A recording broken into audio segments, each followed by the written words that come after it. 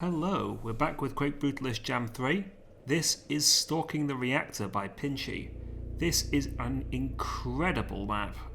Really atmospheric nuclear power station, which Rover has been tasked with infiltrating and sabotaging. It's very open-ended in how you play it, and the brushwork is really spectacular.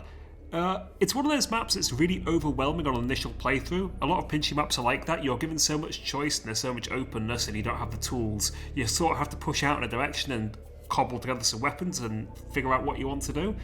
And when I first played this, I really struggled and I missed all of the weapons. But this is a playthrough where I do things in an order where I get everything nice and early and confidently sort of take things apart. So let's just get into it. You start out this map outside the administrative centre and the general storage building that are side by side, and you'll notice there is no wrench. Now, not having a wrench in this outer area and in general to begin with is actually kind of annoying, because the pistol is a great workhorse weapon, but there's so many opportunities where I just want to get in stuff's face and just give them a bash. There are some fiends walking about and some ogres, and I just didn't feel I had the real need to, so there's a lot of plinking at stuff with a pistol in the dark here. Now, on Nightmare Brutal difficulty, this is a big open area with lots of crossfire situations, so it's best to sort of work the outer edges like I am here, and then head toward this sort of central storage area underneath the general store.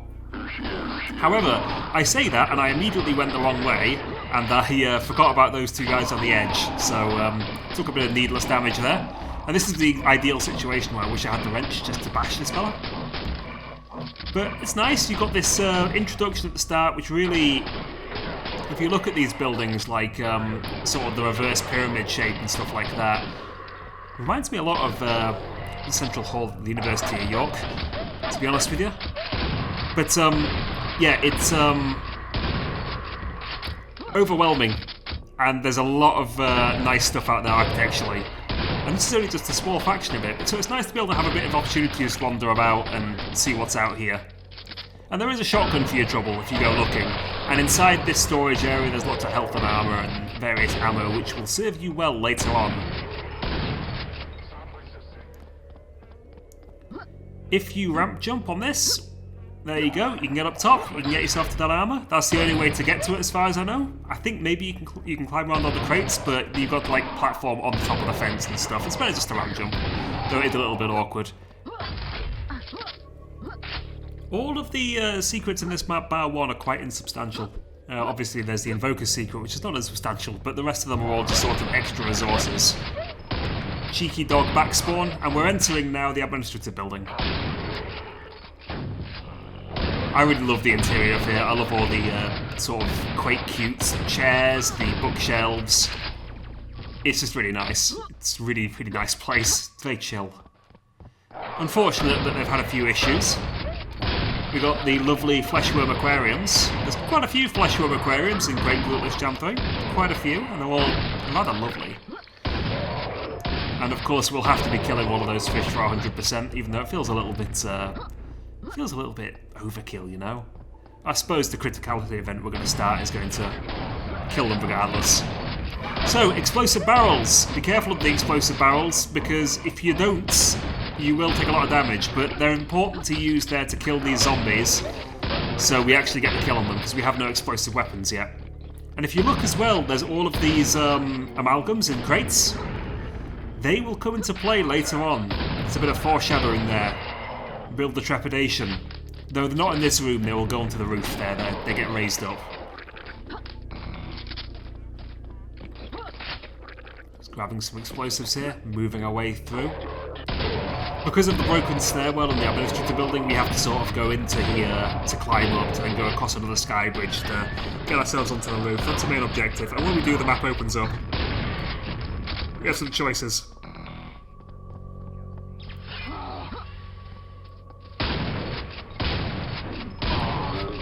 Just noticed the ceiling seems to be carpeted just like the ground. That's strange, isn't it? An interesting bit of symmetry. I wonder why that would be. Must be for acoustics. I mean, it makes sense because a big concrete building like this with an open central atrium would be very echoey. So adding a little bit of carpet onto that ceiling there would reduce the amount of, you know, sound bouncing off the top. killing those fish with some ricochets. Much harder than it looks, which is why I jumped in and shot most of them. I really wanted to do it stylishly, where I just sort of looked at the fish tank and just shot a single shell, but it didn't work. Okay, on these rooftops, which are quite nice. They're a bit mossy up here, a bit mossy.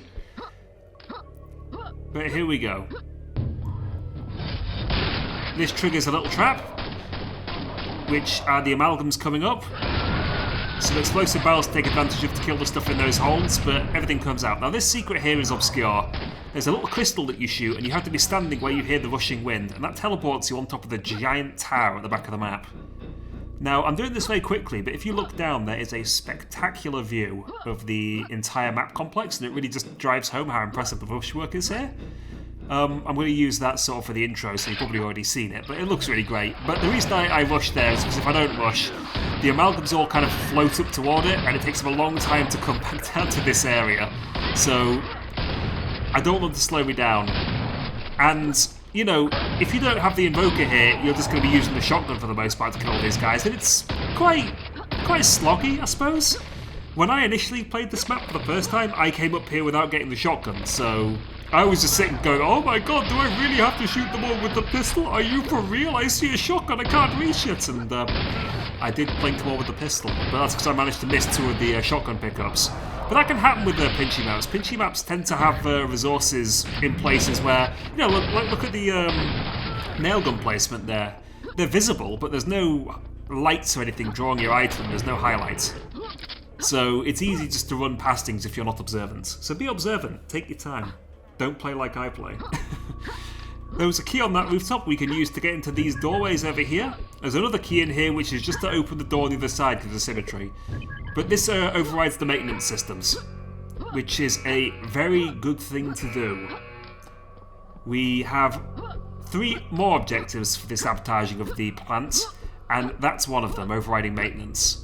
So now we have choices to which way we can go. We can go into, this is the central reactor hub here. There's sort of it spokes off into various different places. There's a command center, fuel storage, cooling station. I choose to go to the command center first and foremost. One, because no matter what loop you take, it always seems to terminate at one point. You have to do a bit of backtracking or like dancing about. But this one gives you the multi-missile launcher, and having an explosive weapon right now is very, very good. It also gives you a lot of ammo for it, which means that I can use it to start taking things apart. So we work our way through this outer area, taking our time. Just behind us there's a walkway which leads to the viaduct, or the water, I don't know what it calls it in this map, but it's like a viaduct that provides water for the station. And it's a way to the cooling station as well. But that's not what we're interested in right now. I do wonder why this is here, this pool here. It's just like a pool for spent fuel mods, maybe? Potentially, but why is it in the command center? Either way. And then there's this underground tunnel system here. And this is where we get our multi-missile launcher. Isn't it wonderful? And there's a pickup which gives us 50 rockets in a second, which means I can be pretty aggressive with my usage of the rockets.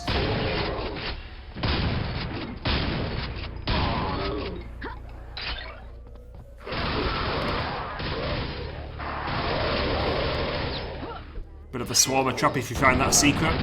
Like I say, a lot of the secrets kind of insubstantial, things like that. Just a rocket pack with 8 rockets. Well, I got 50 rockets right there, just in the middle of those 2 amalgams. I suppose it's very easy to miss that, because with the caltrops on the ground and the pressure and stuff, you might just think, oh, I want to get out of this hallway. But pay attention. That's a lot of rockets to pick up. And doing this allows us to climb to where the front door, where this command center was. So basically we're just infiltrating through the back door.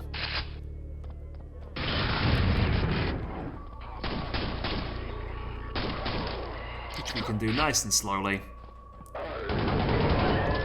There's some sort of control console. And the control rods are now disengaged.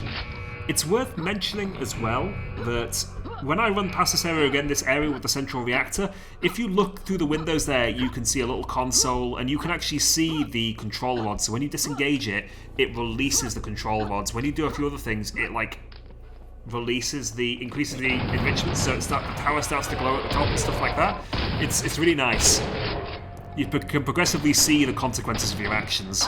But right now we're going to head ourselves toward... what are we doing now? I think this is where the fuel is kept. Because our objective now is to increase enrichment, I believe. If I remember this correctly. Barrels here around these zombies. If you shoot the barrels, not all the zombies actually die to it, which is why I didn't bother. I just used the multi-missile launcher. It's also why I wanted to come here with rockets, because I don't like going away from areas and backtracking, because I always feel the zombies might go on walkabouts, and with a map with a sort of open layout like this, that means you can lose enemies. I had a few attempts playing this where I missed an enemy here and there, and it was kind of annoying. So most of my attempts were about 16 minutes and 15 seconds. In fact, I think I had 3 in a row which were at that exact time, which is very strange. And all of them missed one monster, so there you go. What does that mean? Who knows?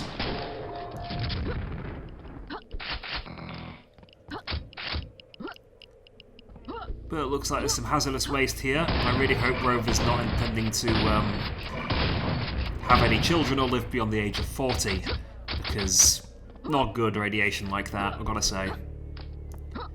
And this ceiling here is really awkward for jumping. I really want to jump to make it within this corridor, but I can't. Gives us a vampirism. Lots and lots and lots of pistol trench knights at the far end there, who will bully you if you're not careful. But behind you get this pressure of these two, what are they called? Fiends. So if you don't have the multi-missile launcher, you are forced forward into the hit scan wall of bullets, which is really cool. You're pulled between pillar and post there. On the one hand, there's a hit scan and there's the champions you want to back off, then you've got the fiends pushing you forward. However, if you have the multi-missile launcher at this point, it's just, that's enough of that. Collecting the vampirism for some reason blows the roof off this place. I think this is a storage pool for spent fuel. It's a very cool looking area, and you can see all the different hoardings that are up here, which you can smash through. And there's 2 shamblers, which again, this is like playing blind. This is really cool because you've got to like smash through the hoardings and get yourself out of the way of the shamblers. In doing so, there's certain positions where, you know, you got like the grenade launcher guy at the top there, you've got the Vors, but with the Invoker we can just delete them, make them go away. But there's lots of ammo down here. Make sure to pick up the nails. Don't walk into the pools of radioactive waste. Not good for you. I decided not to pick up all the rockets here. I feel I had enough, but I collected some of them. And coming out opens up this little bunker here. And this bunker is where one of our buttons is. So there we are, we've increased the enrichment of the fuel. And yeah, there you go. See how the tower's glowing a bit more now? It's not exciting. The reactor tower. Or just the conical reactor, I don't know. However, you can go back down. There was a hatch down here which was closed before, it's now open. This leads to yet another part of the map. So you can choose to go this way. It's, like different paths open up different routes, basically. I just chose this entirely arbitrarily, but you can do this in, I think, any order.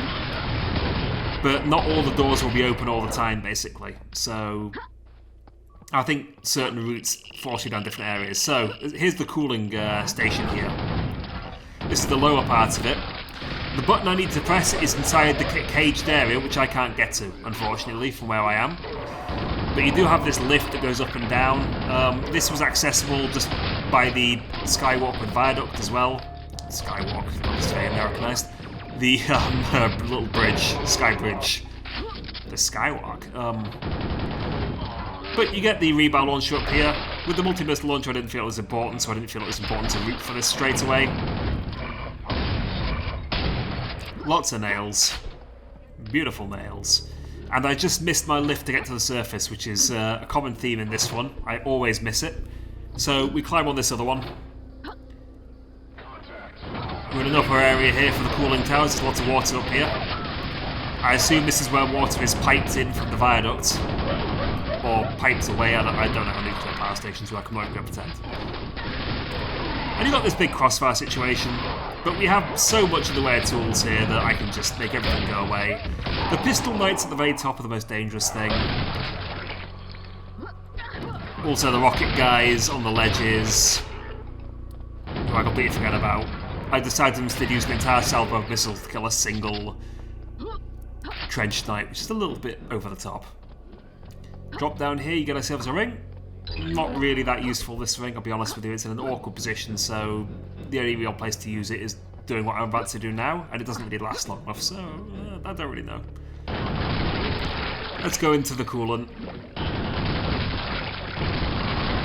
Shalkans enjoy the warmth, not Shalkans, servitors enjoy the warmth down here, obviously. Didn't mean to shoot like that, but there's a bunch of trench knights down there on a line you can shoot. I'm not sure why that's the case, why they're in the water, but I think it's funny. And there we are, we've stopped the coolant flow. We have completely fucked our reactor. It's going critical. Now it's time to escape. There's no countdown timer or anything like that as far as I know. Like, you can just take your time here. It's not like something like Telefragged or one of those maps where everything's going nuts. If you stand on this edge here, you can get up despite the fact there's a lip. So it's a nice leisurely walk to find the exit. An amble. Which is just here. The door's open.